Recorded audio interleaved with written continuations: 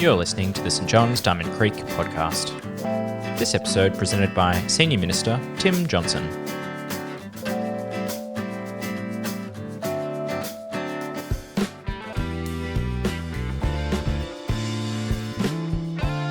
The reading is taken from Genesis chapter 1, verses 27 to 31. So God created mankind in his own image. In the image of God he created them. Male and female he created them. God blessed them and said to them, "Be fruitful and increase in number. Fill the earth and subdue it. Rule over the fish in the sea and the birds in the sky and over every living creature that moves on the ground." Then God said, "I will give you every seed-bearing plant on the face of the whole earth and every tree that has fruit with seed in it. They will be yours for food. And to all the beasts of the earth and all the birds in the sky and all the creatures that move along the ground, everything that has the breath of life in it, I give every green plant for food." And it was so. God saw all that he had made, and it was very good. And there was evening and there was morning, the sixth day. This is the word of the Lord. Thanks be to God. What are the most important issues for people in Australia today? Mission Australia does a national youth survey each year where they survey 15 to 19-year-olds, and here were their top answers to that question last year. Number 1 was COVID-19. Number 2, the environment. Number 3, equity and discrimination. Do those results surprise you? Obviously, COVID is in our face and it's disrupted life for the past 3 years. But in second place, young people in Australia are concerned about the environment. And it's not just young people who are worried about the environment either. In the last federal election, we saw 11 so-called teal independents sweep into power, and a key part of their platform was a commitment to the environment and tackling climate change. So some of the issues that we need to think about with respect to the environment are deforestation and habitat destruction. Melbourne Zoo has particularly drawn our attention to the impact on orangutans due to the destruction of palm trees for the production of palm oil. The use of non-renewable sources of energy like oil and coal. How long before these run out? And how can we make a transition to other more sustainable uses of power? Pollution. Actually, COVID lockdowns have drastically reduced environmental pollution worldwide. We've seen an improvement in air quality and in water quality. Climate change. How are our actions as humans and the industries we're undertaking making permanent changes to global temperatures? And what's the flow-on effect of this warming for sea levels and the impact on shrinking Pacific islands and more extreme droughts? The organisation Common Grace recently encouraged people to knit scarves like this one on your screen, where each line of the wool represents the average annual temperature, showing the increased number of warm years visually as a prompt to action.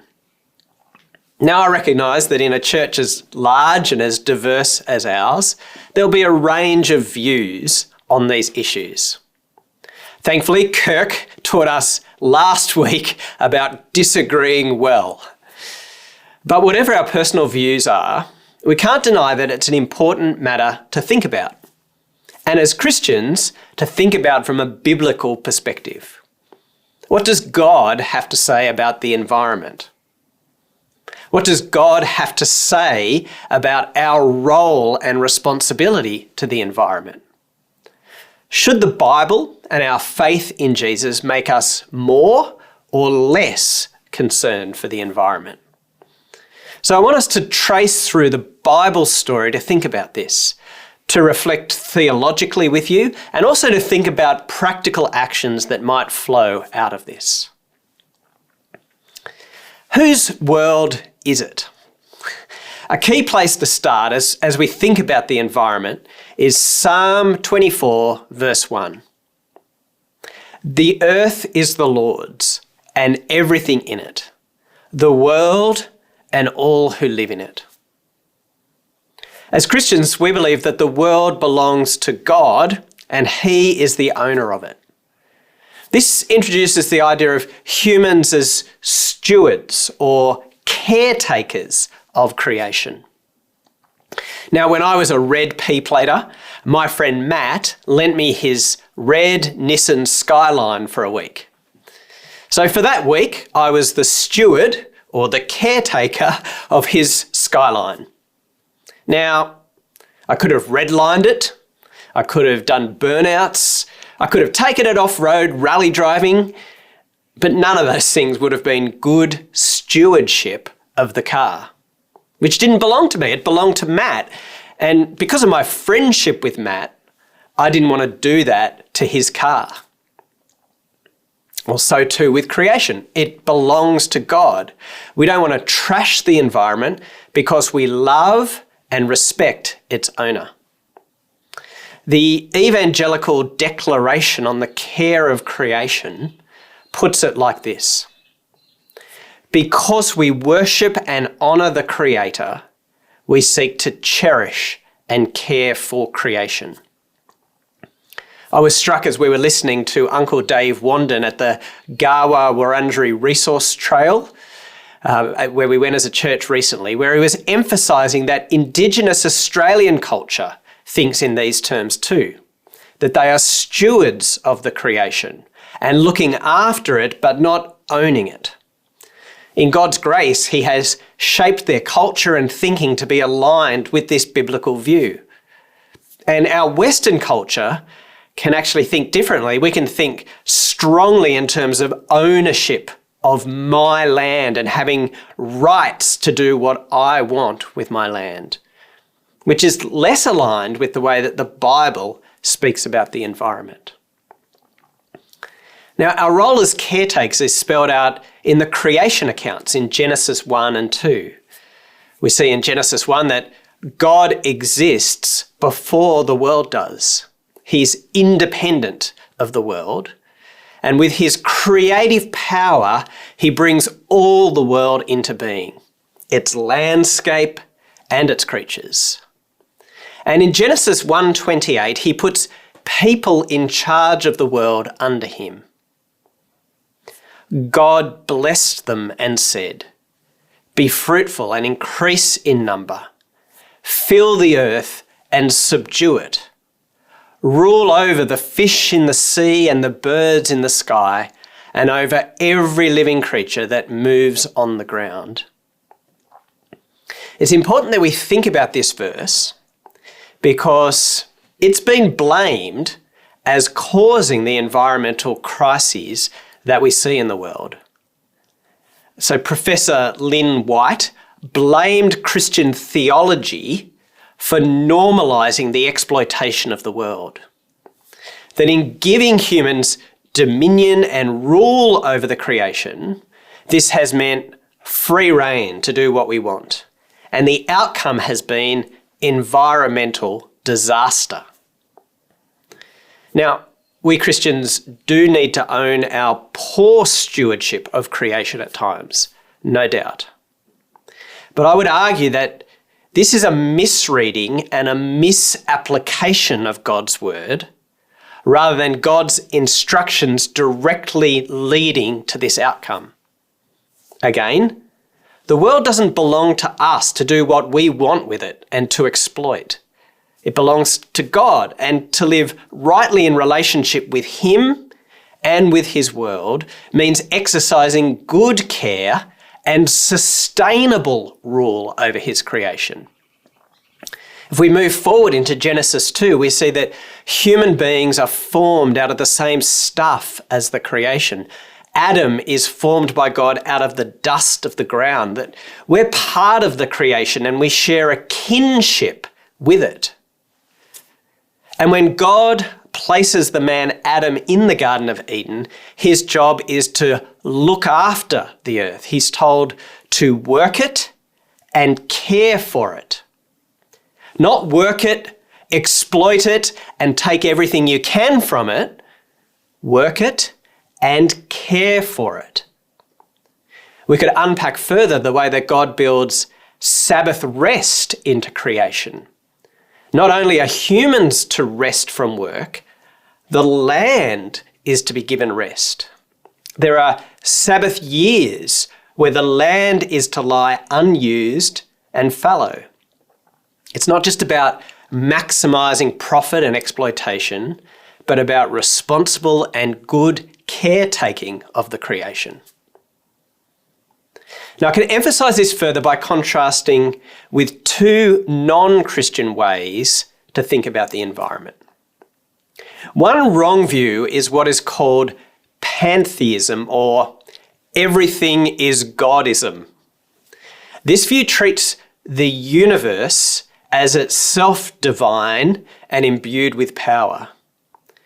Now, that means that there's a high level of respect for the environment, but it's too high, and it results in the worship of nature rather than God.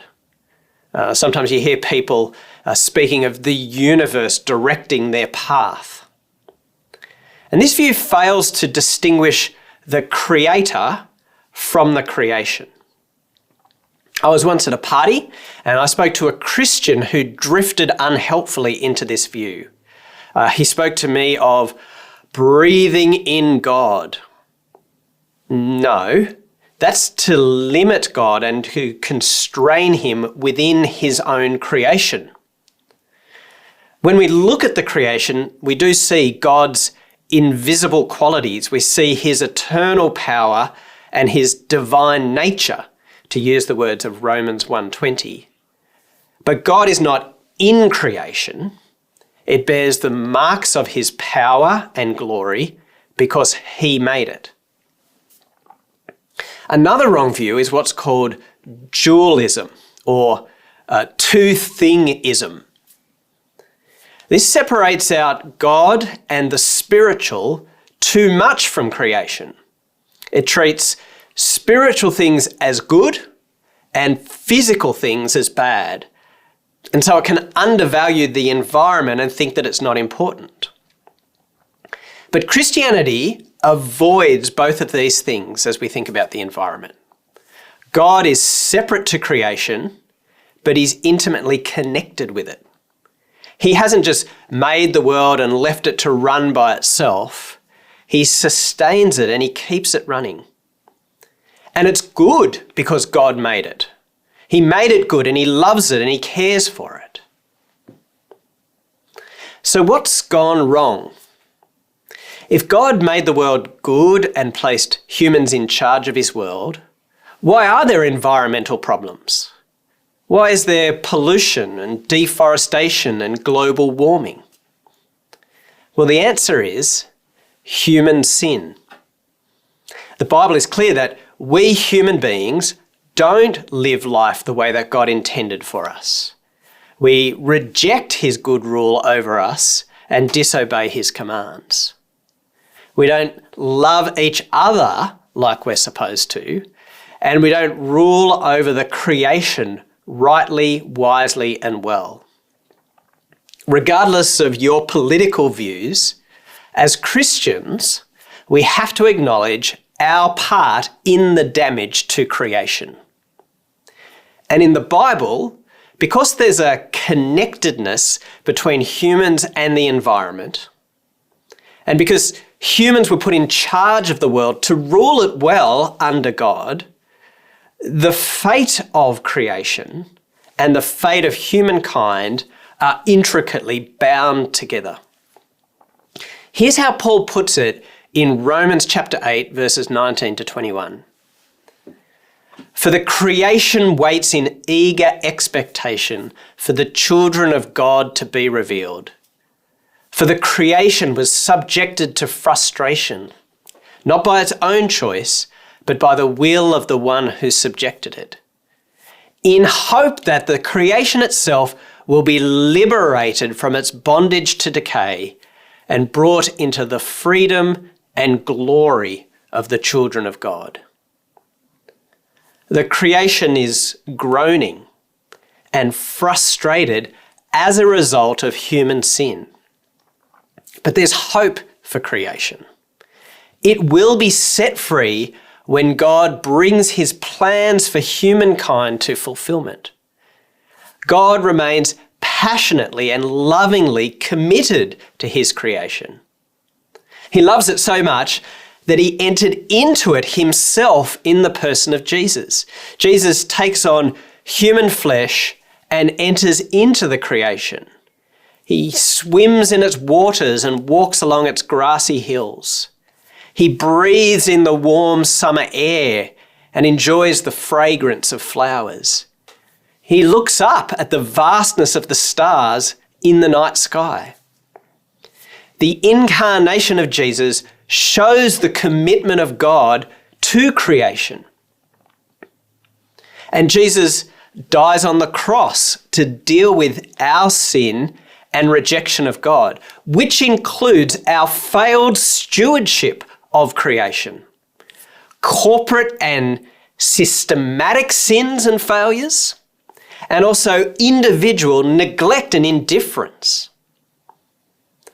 But again, because of God's utter commitment to his creation, Jesus is raised bodily from the dead. Because the creation matters. The things that God has made matter, and he wants to redeem them. He doesn't want to chuck them out and start again. The resurrection of Jesus is the start of the renewal of creation. It's the sign and it's the guarantee that all of creation will be redeemed by him. Now, Christians often get this wrong.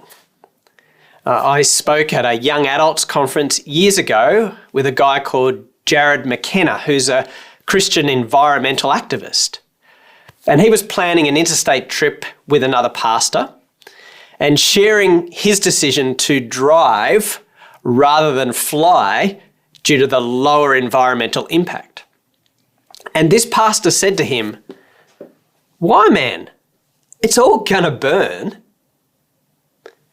His view of God's plan for the world was that Jesus would return and take his followers off to heaven and the world would be burned up. Now, we might not put it as bluntly as that, but we might think about our hope as escaping to heaven. And we might be so focused on spiritual things that we think that physical things don't matter. But what the Bible actually teaches is far richer, more beautiful, and more powerful. Here's how the theologian Oliver O'Donovan puts it. In proclaiming the resurrection of Christ, the apostles proclaimed also the resurrection of humankind in Christ. And in proclaiming the resurrection of humankind, they proclaimed the renewal of all creation with him. The resurrection of Christ in isolation from humankind would not be a gospel message. The resurrection of humankind apart from creation would be a gospel of a sort, but of a world-denying sort, which is far from the gospel that the apostles actually preached. So the resurrection of Christ directs our attention back to the creation, which it vindicates. The resurrection of Jesus from the dead gives hope that we too will be raised and that the whole of creation will be redeemed and renewed. Christian hope is resurrection hope, which is not just about us, but about the whole world. It's not all gonna burn. It's all gonna be renewed. And because that's the future hope that we look to, it's the motivation for us to act now and to care for the creation. knowing that God will complete that work at the return of Jesus, and that none of our good effort, motivated by trust in Jesus, will be wasted.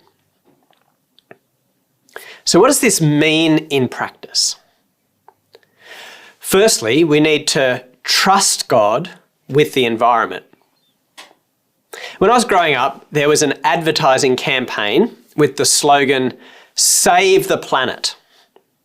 Anyone remember that? It was meant to motivate us to play our part to look after the environment.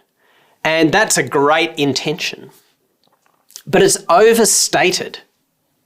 You and I can't save the planet. It's out of our league to do something that big. But Jesus can, has, and will. The life, death, and resurrection of Jesus is not just about saving souls or even just saving people. It's also about saving the planet. And so our first step is to trust Jesus, not only with our lives, but with our planet too. My wife, Anna, who's a psychologist, was asked to be involved in an environment day in Hurstbridge a few years back. She was asked to speak about climate change and anxiety. Right? This is a real thing for many people, and maybe for you personally. Seeing the environmental problems around us can be anxiety producing and can lead us into despair. I've pastored people struggling deeply with this sort of worry and despair. But if we see the plan that God has been unfolding in Jesus, then it helps us to be less anxious and to trust Him. It can relieve the pressure we feel to do it all ourselves and to get so angry and frustrated with those around us when they fail to do it. We can't save the planet by ourselves, but Jesus will. But secondly, that doesn't mean that we don't work at it. It doesn't mean that we work less. It should motivate us to keep working. Every small step that we take to care for the environment now is aligning ourselves with the wider plans of God to care for and to renew creation. Part of living for God in the everyday is that we do the little things each day to be faithful to Him and to serve Him. These things might not look spectacular, but they're important. Reducing the amount of plastic that we use. Reusing things rather than simply chucking them out and getting a new one. Sorting out our recycling. Writing a letter to our political leaders to oppose an unwise development. Advocating for changes to policy that will be better for the environment. Being informed of the environmental policies of the companies that we buy from. Examining our lifestyle and working out whether we can simplify things to consume less. Cultivating habits of being content with what we have so that we don't consume more. Switching off lights, switching to solar, putting the heater thermostat down a degree and the aircon thermostat up a degree. Picking up the rubbish on the ground, even if it wasn't dropped by you. Walking down the street rather than driving. All these things seem small, but that's part of the nature of Christian discipleship. It's often the small things and the unseen things that put our faith into practice and enable us to live out our worldview in practical ways. When we feel tired or busy, we'll be tempted not to take these extra steps in sustainability. Doing them is costly in terms of money, time, and personal comfort.